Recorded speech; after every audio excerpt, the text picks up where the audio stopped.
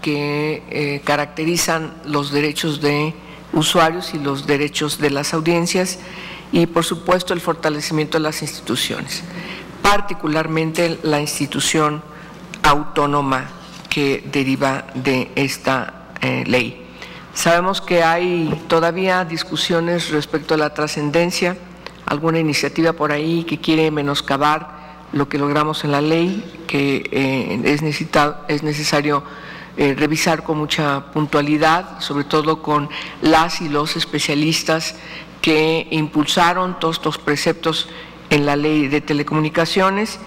Y hoy, además, estamos convocando, junto con la Comisión de Derechos Humanos del Senado de la República, también con el CEICH de la UNAM y, por supuesto, con CIMAC, que me da mucho gusto nuevamente estar con su directora Lucía Lagunes en propósitos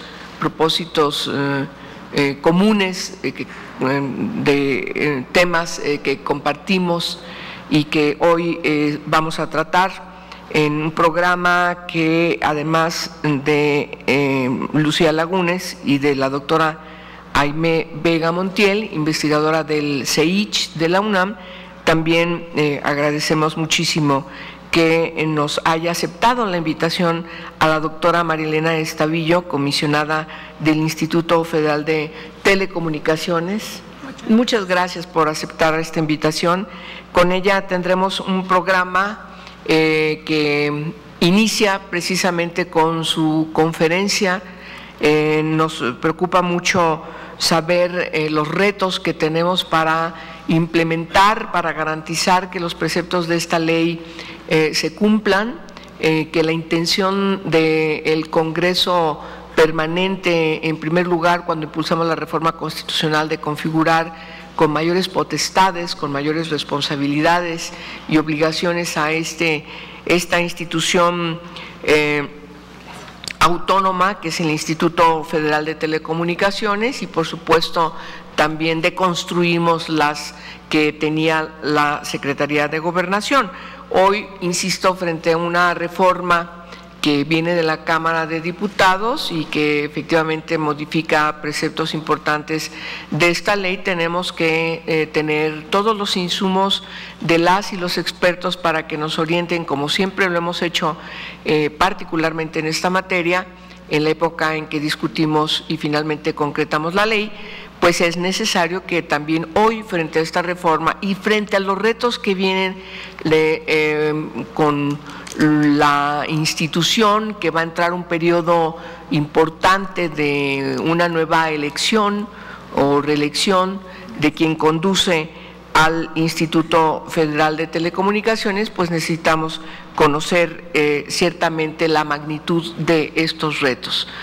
Como ustedes saben, esta es una de las materias, como decía al principio, trascendentales, pero que necesitamos conocer más, pero sobre todo necesitamos que la ciudadanía conozca la trascendencia de la ley, no dejarla solamente a las y los especialistas en la materia, sino necesitamos que la ciudadanía, las personas comunes, corrientes, de carne y hueso, como decimos coloquialmente, ustedes, yo, puedan conocer de manera profunda, de manera concreta, cómo les afecta o no la trascendencia de estas nuevas reformas, si han llegado o no han llegado los méritos y las bondades de la misma al alcance de cada una de las personas en el país. En fin, son una gran cantidad de retos. No dejo de mencionar que estas nuevas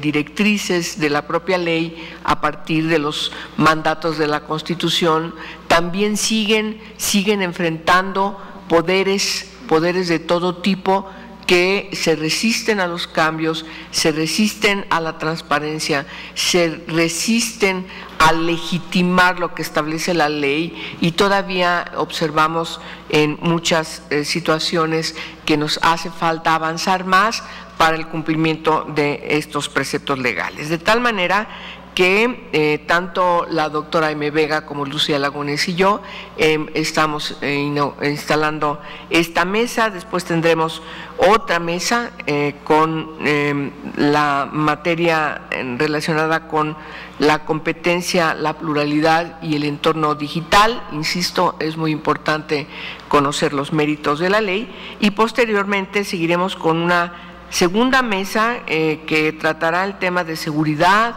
privacidad e inclusión.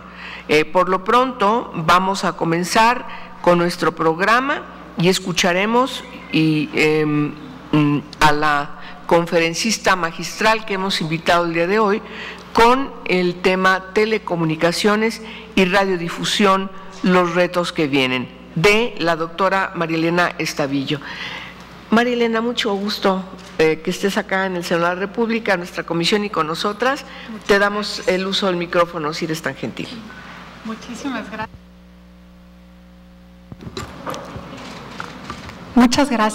Muchas gracias por esta bienvenida, también por abrir este espacio tan importante de discusión y sobre el tema de las telecomunicaciones, la radiodifusión. Yo pues con mucho gusto he aceptado esta invitación, y además por tener esta oportunidad para hablar precisamente de los retos que tenemos enfrente. La reforma constitucional en telecomunicaciones y radiodifusión ha sido una reforma de gran envergadura, y no hay duda que tenemos avances en su implementación. Y por mencionar algunos de ellos, la regulación asimétrica de los agentes económicos preponderantes, tanto en los servicios de telecomunicaciones como en la radiodifusión. Vemos un incremento en la oferta de servicios también en los diferentes sectores, y una disminución en tarifas que ha sido muy evidente para los usuarios. Estos avances sin duda van en el sentido correcto, pero es importante siempre tomar un espacio de reflexión, de evaluación, para, además de reconocer los avances, ver aquellos temas que requieren un mayor impulso, porque también hay que observarlo. La reforma constitucional y todos sus mandatos, los que fueron derivados directamente del texto constitucional, pero también de la ley, han sido muy grandes y han requerido enormes esfuerzos. Y quizá por eso también estos esfuerzos se han enfocado o concentrado en estos temas a los que me acabo de referir. Pero hay algunos otros mandatos también de primer orden y que requieren un mayor impulso, y a eso se va a dirigir mi presentación en este día. El primero del cual voy a hablar es la competencia. La competencia, pero entendida como todas las acciones que se esperan y que se exigen de una autoridad de competencia. No hay duda de que el instituto, en su papel de regulador de las telecomunicaciones y de la radiodifusión, ha emprendido una serie de acciones encaminadas a mejorar la competencia. Pero también el instituto es una autoridad en la materia y por lo tanto tiene todas las atribuciones y las facultades que se derivan de la Ley Federal de Competencia Económica. Y ahí partimos de que la competencia es uno de los ejes rectores de la reforma constitucional. Si uno repasa el texto de esta reforma, va a encontrar repetidamente el objetivo de mejorar la competencia en los sectores, a través de distintos mandatos, pero una gran parte de ellos enfocados a impulsar la competencia.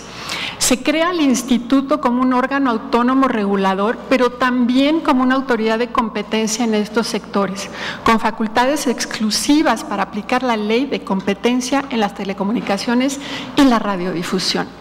Esto ha traído un nuevo entorno institucional donde los casos de competencia se pueden resolver con conocimiento especializado en el sector, y por otro lado se incorpora la perspectiva de competencia en todas las decisiones regulatorias con conocimiento especializado en competencia.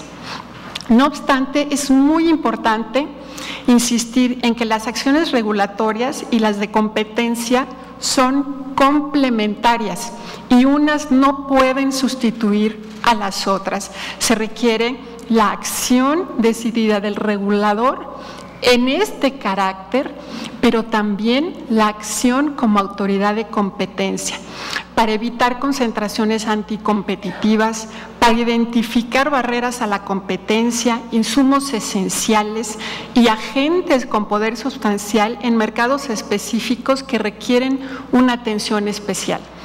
En este sentido, el Instituto, en su carácter de autoridad de competencia, cuenta con amplias herramientas que deben ser aprovechadas para actuar como una pinza, yo diría, ya que tenemos las acciones regulatorias, pues cerrar esta pinza con las acciones de la autoridad de competencia. Primero, las autoridades de competencia tienen una facultad en su carácter de abogados, de impulsores de la cultura de la competencia que no se debe menospreciar.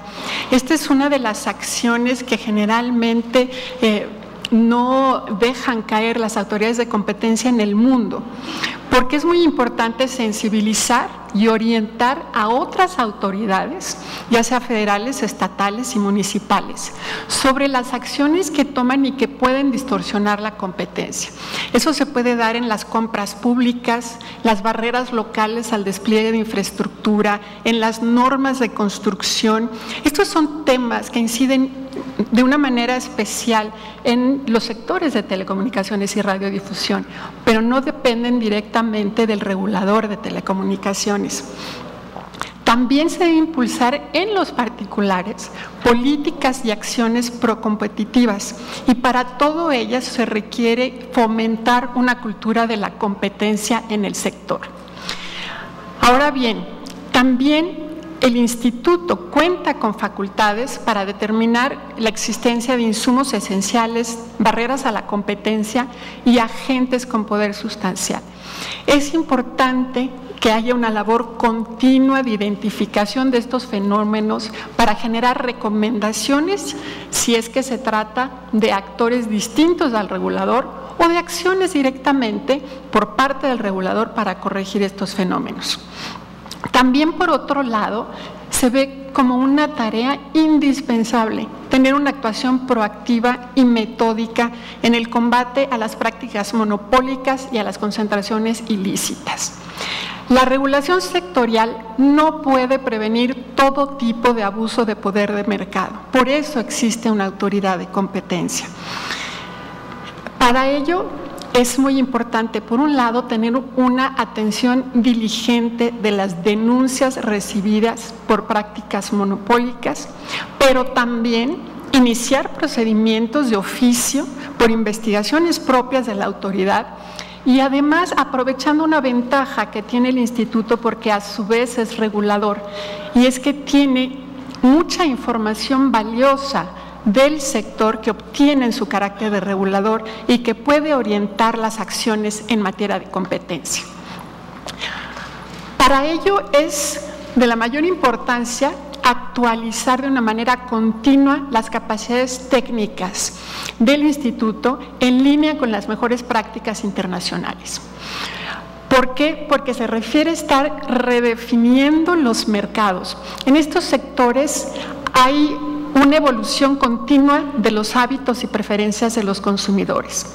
Surgen nuevos servicios y nuevos modelos de negocio.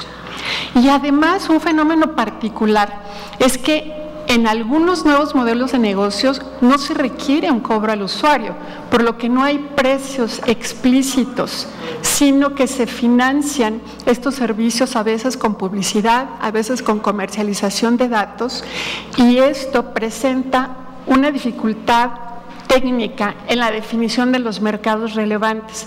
Para ello es muy importante que por eso autoridad se tiene que estar capacitando y actualizando continuamente y además intercambiando experiencias con otras autoridades que se enfrentan a las mismas situaciones.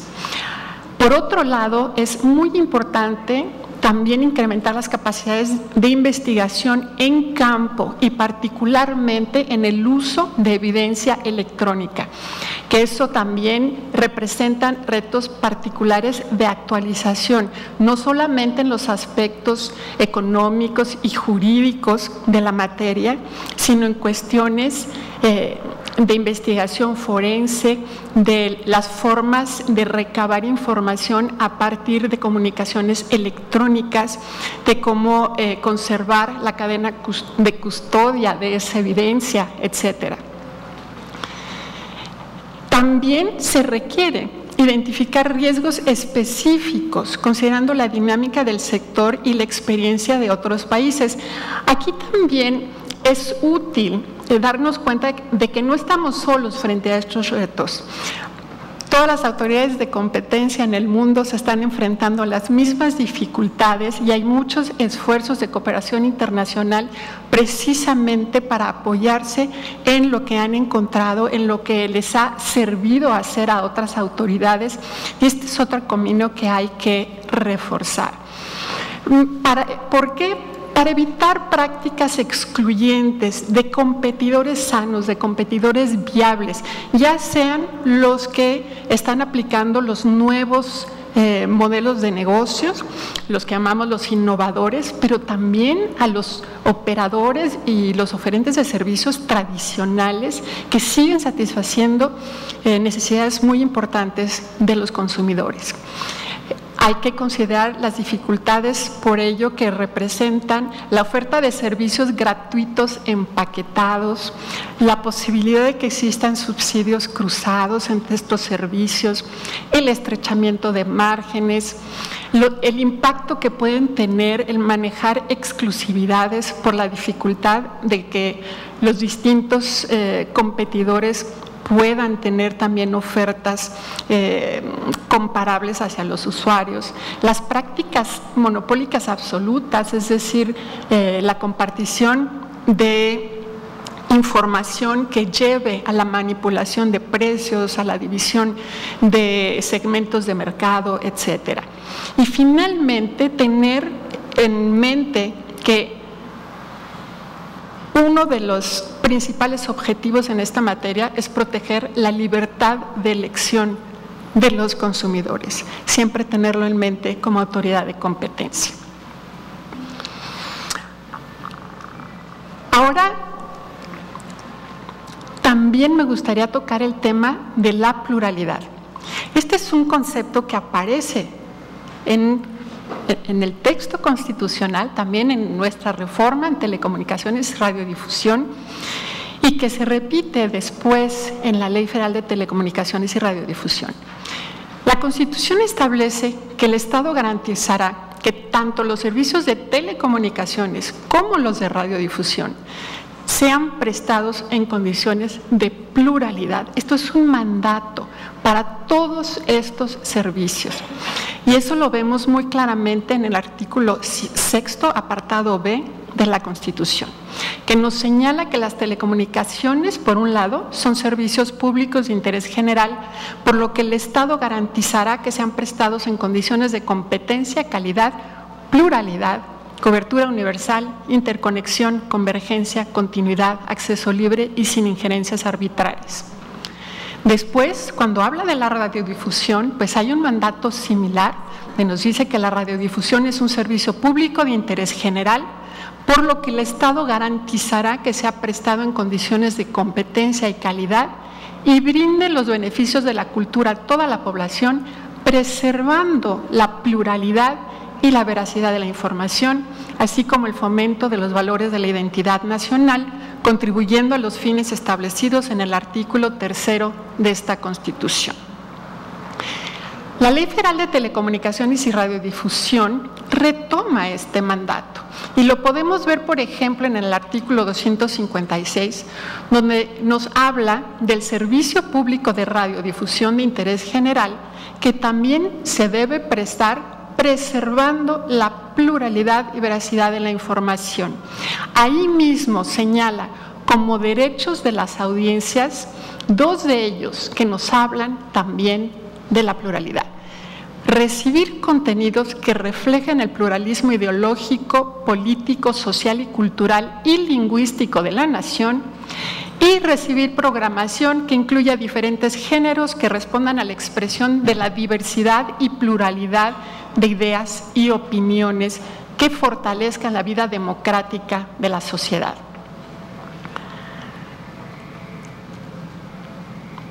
También nos señala la ley en los casos de los concesionarios de radiodifusión y telecomunicaciones que sirvan a un mismo mercado o zona de cobertura geográfica, que impidan o limiten el acceso a la información plural en tales mercados. Nos señala la ley la forma en la que se debe atender esta situación precisamente para remediar esta falta de pluralidad. Y nos dice que el instituto indicará al concesionario que preste el servicio de televisión restringida de que se trate aquellos canales de información noticiosa o de interés público que deberá integrar en sus servicios. Y también nos señala que el concesionario deberá incluir al menos 3 canales cuyos contenidos predominantemente sean producción propia de programadores nacionales independientes, cuyo financiamiento sea mayoritariamente de origen mexicano, de conformidad con las reglas que al efecto emita el instituto. Aquí lamentablemente pues no hemos llegado a emitir estas reglas y no se ha aplicado esta disposición. El incremento en la oferta de servicios puede tener una incidencia positiva en la pluralidad.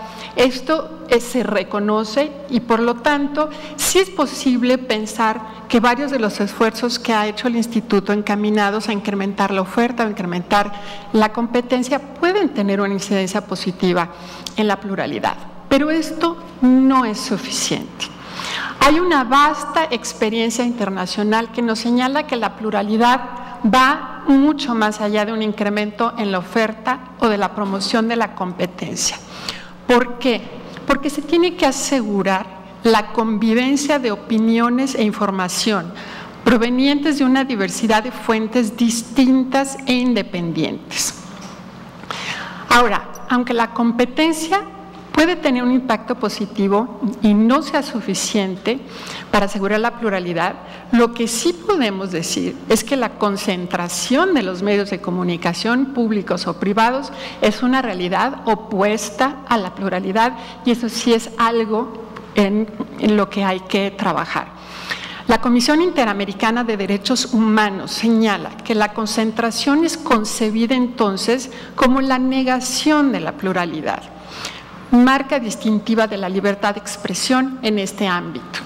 Asimismo, la Comisión ha señalado que sin pluralidad de voces y opiniones, los medios de comunicación masiva no pueden desarrollar un papel positivo dentro de una democracia, dado que el pluralismo es una regla fundamental dentro de las políticas vinculadas a los medios de comunicación social. Ahora, ¿qué tenemos que hacer para cumplir con este mandato? Pues hay varias tareas que se antojan como iniciales para poder ir construyendo en esta dirección. Primero es contar con un marco mínimo de referencia. ¿Sobre qué? Sobre el alcance del concepto, en primer lugar, descripción, definición del concepto, determinar los mecanismos mediante los cuales puede procurarse, desarrollar indicadores para medirlos de forma continua con fines de seguimiento, pero también para usarlos como herramienta de análisis en casos concretos. Lo que no se mide no se puede mejorar y eso es algo que repetimos todo el tiempo. Si no tenemos indicadores de pluralidad, pues no vamos a poder mejorarla. Y también identificar los procedimientos donde es pertinente aplicar este concepto.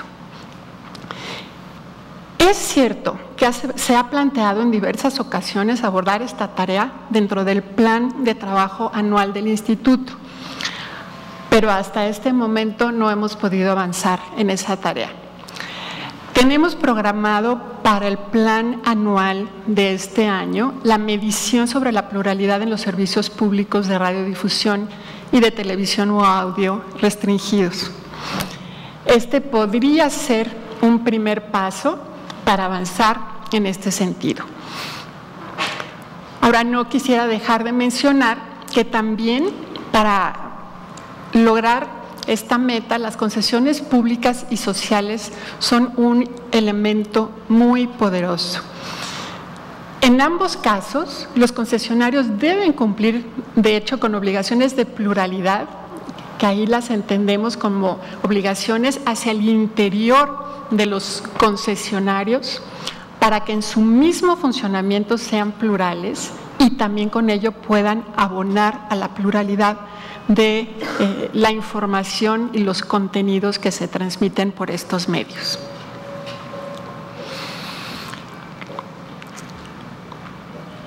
Hablemos ahora entonces del nuevo entorno digital.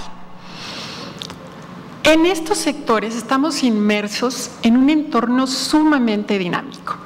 Tenemos, por una parte, el desarrollo tecnológico que no deja de sorprendernos todo el tiempo, con la nueva oferta de servicios cada vez más poderosos, que nos brindan mayores atractivos, en algunos casos comodidades, en algunos otros casos acceso a servicios básicos, pero lo importante es que sí tenemos un sector que está cambiando constantemente. Al mismo tiempo, hay una convergencia de los servicios. Algunos servicios que hace 10 o 15 años concebíamos como totalmente distintos y separados, ahora son prácticamente lo mismo. Podríamos recordar, por ejemplo, lo que era la televisión por cable hace muchos años, que simplemente transmitía contenidos audiovisuales, y ahora por esas mismas redes se ofrece telefonía, se ofrece internet.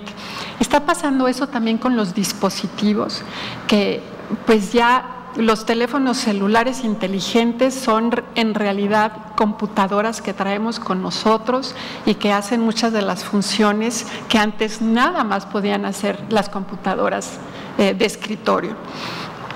Y tenemos nuevos servicios y modelos de negocios digitales que también nos sorprenden día a día a los usuarios, que tenemos acceso a servicios que nosotros vemos como gratuitos, pero que en realidad se están financiando con todos nuestros datos que les dejamos utilizar o con la venta de publicidad. Todos estos elementos nos generan una situación de grandes retos para estar adecuando la regulación de una forma continua, de forma que se promueva la innovación y la inversión, pero también se proteja el proceso de competencia y libre concurrencia y finalmente que se protejan los derechos de los usuarios. Para lograr esto es preciso entender el alcance de los fenómenos digitales, su evolución en el tiempo, el impacto de las ofertas innovadoras frente a los mercados tradicionales, que eso de por sí también genera fuertes tensiones, y la posición de los usuarios dentro de todo este ecosistema. Aunque este es un tema complejo, otros países han estado dando pasos prudentes en la adecuación del marco regulatorio para ajustarse a esta nueva realidad. Algunos han usado los instrumentos de las leyes de competencia, como por ejemplo la sanción de prácticas monopólicas, para atajar fenómenos perniciosos relacionados con este nuevo entorno. Para preservar los incentivos a la inversión y a la innovación, la acción de la autoridad debe encaminarse a evitar que la regulación o las prácticas comerciales distorsionen la competencia, preservando primero la libertad de elección de los consumidores, eliminando las barreras de entrada, promoviendo la eliminación de regulación que ya no es necesaria o que ya no es adecuada en las nuevas circunstancias, y evitando o corrigiendo las prácticas anticompetitivas. Ante esta evolución y la convergencia de los mercados, no debemos permitir que México se rezague en este aspecto. La disrupción, es decir, la llegada de todos estos nuevos fenómenos innovadores, es una gran oportunidad para evaluar y replantear el marco regulatorio. Por un lado, vemos que las regulaciones tienden a permanecer demasiado tiempo sin cambio en mercados dinámicos. La aparición de una innovación representa una oportunidad para revisar el marco regulatorio. ¿Por qué? Pues porque en primer lugar puede haber desaparecido la razón que generó la regulación del negocio tradicional en primer lugar. El nuevo modelo de negocios con nuevas tecnologías puede incorporar mecanismos que logren el mismo objetivo a través del mercado. También puede haber objetivos de política pública que justifiquen aplicar a ciertas reglas a los negocios innovadores. Aquí es muy importante no entrar con prejuicios a este análisis. Ni todas las regulaciones son perniciosas para los nuevos negocios, pero tampoco es cierto que se deba mantener toda la regulación existente para proteger objetivos de política. Las condiciones van cambiando y hay que evaluar las nuevas circunstancias con una mente abierta para tener las mejores reglas. Para ello es necesario iniciar un análisis sistemático y con discusión pública informada del fenómeno, para determinar cuándo, de qué forma y respecto de cuáles aspectos es conveniente efectuar adecuaciones al marco regulatorio, ya sea que se trate de modificar, de eliminar reglas o también de incorporar nuevas disposiciones. Ahora hablemos de la cobertura de los servicios y la brecha digital. Este es un tema que me parece que nos debería preocupar de forma particular. Uno de los principales objetivos del Estado en materia de telecomunicaciones es incrementar la cobertura y la penetración de los servicios para disminuir la brecha digital y con ello lograr que los grupos menos favorecidos se incorporen a la economía de la información y el conocimiento. De acuerdo con cifras que tenemos en el Instituto, al cierre del año 2016, la penetración de Internet de banda ancha residencial en el país alcanzó un promedio de 43 accesos por cada 100 hogares. Estoy hablando aquí de la banda ancha residencial. Si tomamos en cuenta los accesos totales, esto es más elevado. Pero quise traerles estas cifras para ver la comparación entre diferentes grupos que tienen acceso a estos servicios. En Colima, la Ciudad de México y Nuevo León, que son los estados donde hay mayor adopción de estos servicios, se superan los 60 accesos por cada 100 hogares. Pero por otro lado, tenemos a Tabasco, Oaxaca y Chiapas, que son las entidades federativas con menor penetración del servicio y que están por debajo de 21 accesos por cada 100 hogares. En los últimos 5 años, por ejemplo, en Oaxaca prácticamente no ha crecido la penetración del servicio. Las tecnologías digitales fomentan la inclusión, permiten que las personas reciban bienes y servicios públicos con elevado valor social que antes estaban fuera de su alcance. Eso quiere decir que no tienen un valor nada más en sí mismos, sino porque son una puerta para que la población acceda a muchos satisfactores, servicios públicos, oportunidades.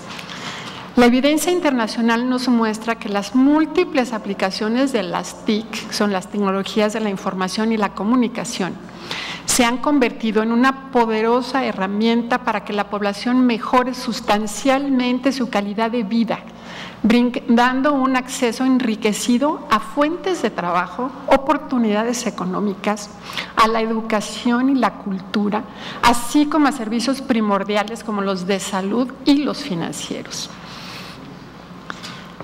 Las estrategias para impulsar el desarrollo de las redes y la penetración de las telecomunicaciones por sí solas no alcanzan para abatir la brecha digital, y esto es algo muy importante que tenemos que entender para orientar los esfuerzos de política pública. En el caso específico de los grupos menos favorecidos se requiere de otras estrategias complementarias. El objetivo es impulsar la demanda mediante el desarrollo de aspectos como la asequibilidad, la alfabetización digital y la inserción de los usuarios potenciales en cadenas de valor social, educativo y económico. Para ello se requiere construir habilidades necesarias para utilizar y aprovechar estas tecnologías, esfuerzos de alfabetización digital enfocados en las características de grupos específicos, por edad, por región, por género, por lengua o por necesidades específicas. Hay que desplegar servicios para localidades y capacidades determinadas, considerando la aplicación de tecnologías idóneas para los servicios rurales, por ejemplo, donde ahí hay que voltear hacia las aplicaciones satelitales. Se debe focalizar apoyos para grupos vulnerables, incluyendo las adaptaciones para personas con diferentes capacidades, y encontrar soluciones para financiar el acceso de los no conectados a las TIC. Este es un reto particularmente importante. Esta diversidad de acciones implica necesariamente la colaboración entre distintas instituciones, principalmente públicas, pero también privadas, sociales, para incidir mediante una estrategia multifactorial en este objetivo común. Abatir la brecha digital es esencial para hacer realidad la promesa de que las TIC puedan ser el conducto para lograr una sociedad incluyente, con oportunidades abiertas para todos. Y por eso este objetivo me parece particularmente relevante.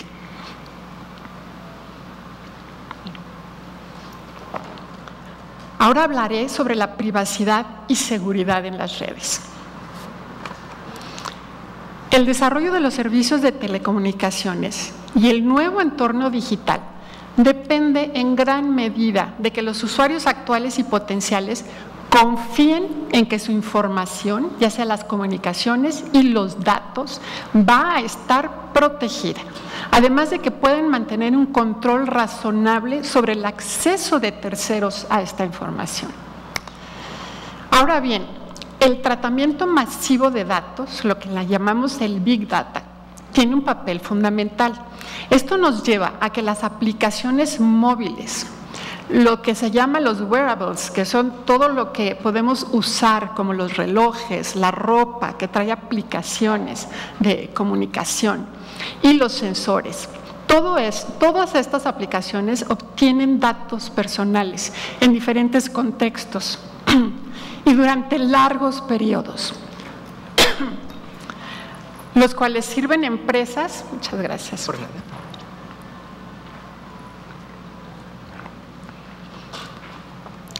Todos estos datos personales sirven a las empresas y al gobierno para diseñar soluciones que repercuten en la vida de las personas. Este es un impacto muy positivo, pero también tenemos que darnos cuenta que este tratamiento masivo de datos permite generar información sobre hábitos, preferencias, actividades y relaciones de las personas que requieren una protección cuidadosa. El desarrollo del entorno digital tendrá un gran impacto en la privacidad, ya que una parte muy importante de la información que se recopila, se trata y se conserva son datos personales.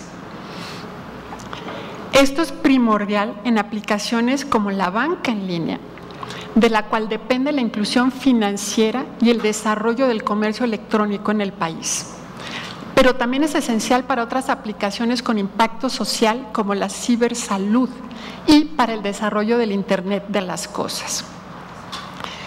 La seguridad digital se convierte, por lo tanto, en un aspecto muy importante conforme avanza el ecosistema digital y debe analizarse con un enfoque integral, tanto en lo que se refiere a la seguridad técnica, la definición de derechos, la información que deben recibir los usuarios y los mecanismos de protección. Todo ello con el fin de salvaguardar a los usuarios. Además, debemos estar conscientes de que el almacenamiento de mayor cantidad de información en las redes incrementa los incentivos de ataques contra la seguridad y confidencialidad de la información. Hay códigos maliciosos, accesos no autorizados que pueden llevar al robo de identidad, fraudes en línea, intrusión en las redes inalámbricas, etcétera. El desarrollo tecnológico inclusive permite actualmente la generación de datos relativos a las personas como su ubicación actual y su ubicación histórica, las relaciones interpersonales que merecen seguimiento en cuanto a la ponderación sobre el grado y la naturaleza de protección que son deseables dentro de las redes. Y aquí también debemos reflexionar que igualmente merece reflexión la definición del alcance de la protección de los datos personales. Y a mí me llama la atención cómo en otros países recientemente se han definido nuevos datos personales que deben tener el máximo grado de protección derivados del nuevo entorno digital. Y como ejemplo tenemos un caso decidido en la Corte, en el Tribunal de Justicia de la Unión Europea, que declaró que una dirección IP dinámica puede clasificarse como dato personal cuando se combina con datos identificables sobre el usuario individual. Y esta resolución ya es compatible con el Reglamento General de Protección de Datos de la Unión Europea, que se va a aplicar en estos países a partir del 25 de mayo de 2018. No debemos quedarnos atrás nosotros tampoco a este respecto.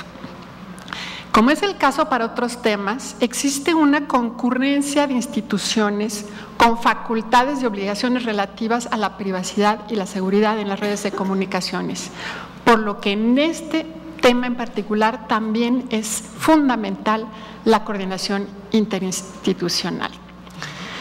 Y con eso termino la exposición de estos retos que me parecen particularmente relevantes para atender en lo que viene hacia adelante en estos sectores. Muchas gracias. Muchas gracias, comisionada. Bueno, vamos a los comentarios de nuestras coordinadoras de este importante evento. En primer lugar, le doy la palabra a la doctora primero a Lucía. Sí, a Lucía Lagunes de CIMAC, por favor. Muchas gracias y gracias por recibirnos en su casa, senadora, y por tener esta posibilidad de diálogo efectivamente de cara al público y de una manera abierta. Sin duda, la conferencia magistral, María Elena, muchísimas gracias, muy precisa y creo que muy pertinente en estos momentos en que cumplimos 4 años como país en esta reforma de la Constitución, pero también en la creación del instituto. Me parece más que pertinente hacer precisamente una especie de corte de caja, decir qué hemos logrado, pero también cuáles son los retos que tenemos en este futuro y que no tenemos que dejar pasar. Y que tenemos que involucrarnos efectivamente en la sociedad, como bien señalaba la senadora Angélica de la Peña en la inauguración, precisamente para entender que esta discusión no tiene que ver solamente con cuestiones técnicas, sino con derechos humanos, con los derechos de la comunicación, con los derechos de las personas para poder transmitir. 2 elementos me gustaría como retomar de la presentación que has tocado que me parecen fundamentales. Uno de ellos tiene que ver con la pluralidad. Efectivamente, el gran reto que tenemos como sociedad democrática, es garantizar la pluralidad de los contenidos y precisamente de las voces que estamos escuchando y que de los contenidos que estamos teniendo y transmitiendo y que estamos recibiendo también en el uso de las telecomunicaciones y la radiodifusión.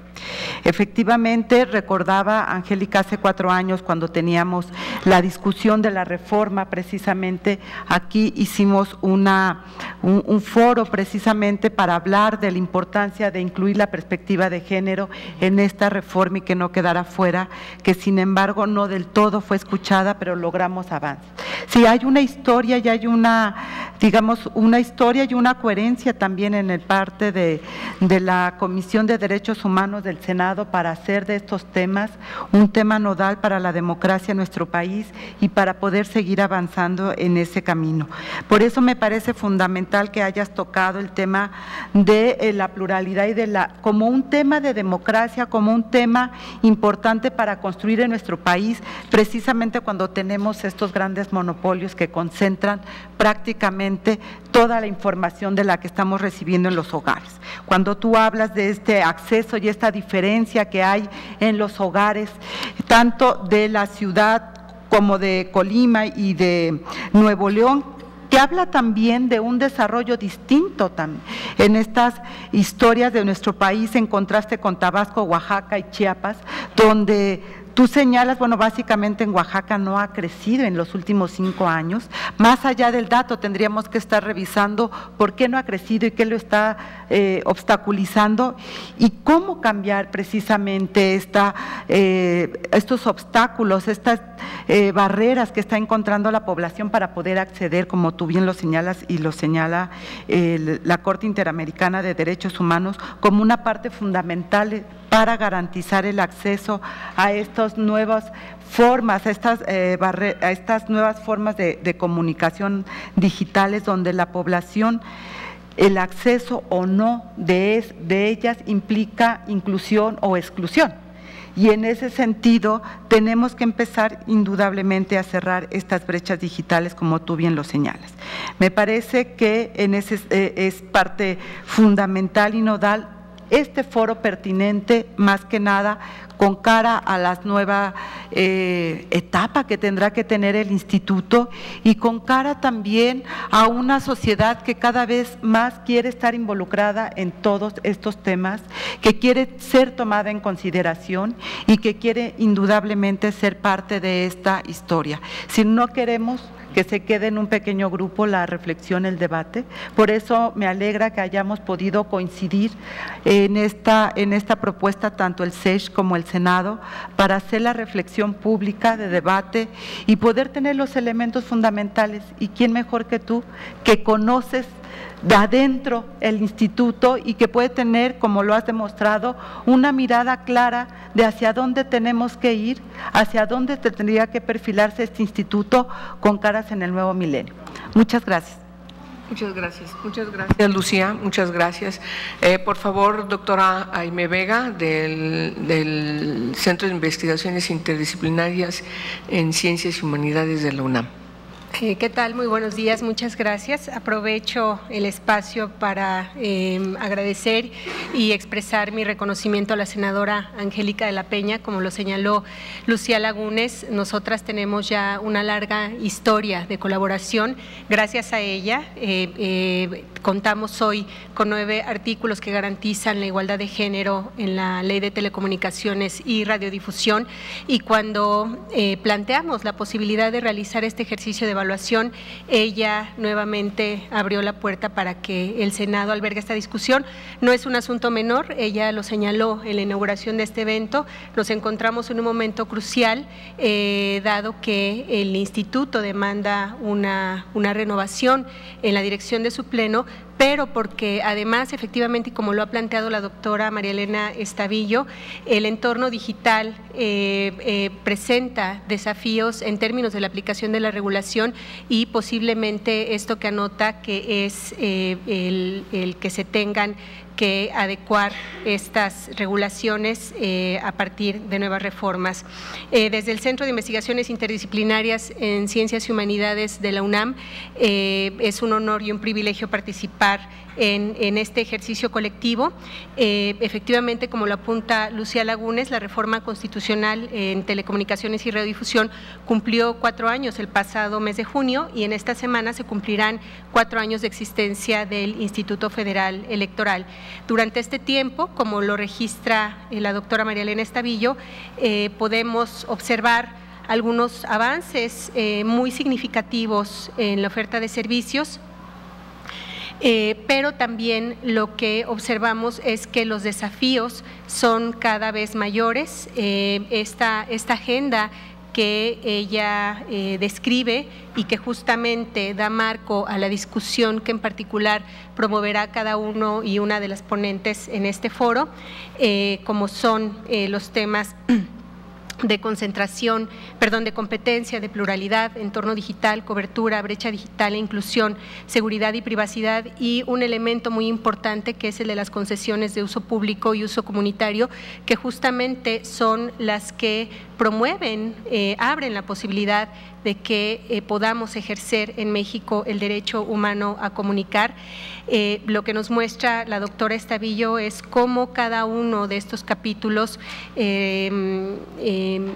presenta una serie de desafíos. Me parece clave lo que anota Lucía Lagunes, desafíos no solamente en materia económica y técnica, sino en materia de derechos humanos. ¿Cómo hacer justamente que esto de la cobertura de la comunicación digital pueda beneficiar efectivamente a los usuarios cuando en la base tenemos brechas de desigualdad de género, brechas de clase, brechas de carácter etario, y que justamente pues son las que motivan estas desigualdades que nos muestra la doctora Estavillo, que por ejemplo en estados como Chiapas, Tabasco y Oaxaca se encuentre con apenas la cobertura de 21 por 100 hogares en la cobertura de banda ancha. Entonces,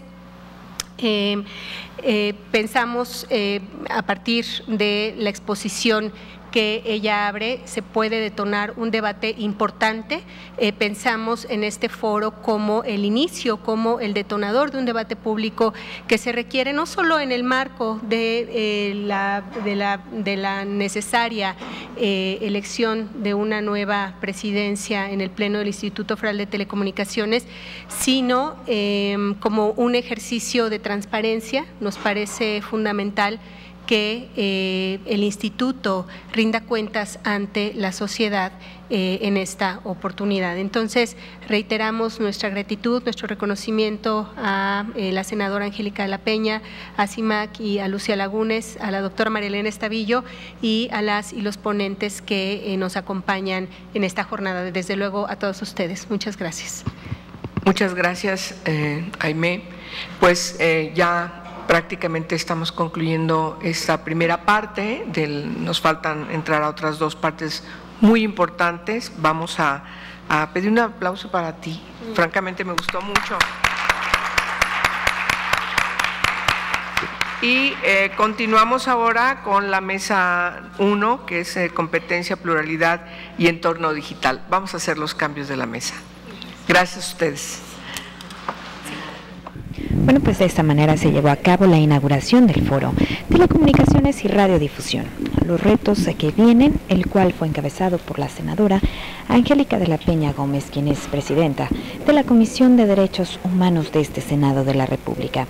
Durante esta inauguración, la senadora manifestó que este foro tiene el objetivo de revisar la Ley Federal de Comunicaciones y Radiodifusión para evaluar los retos que se vienen con esta ley, partiendo de ejes como la competencia, la pluralidad, el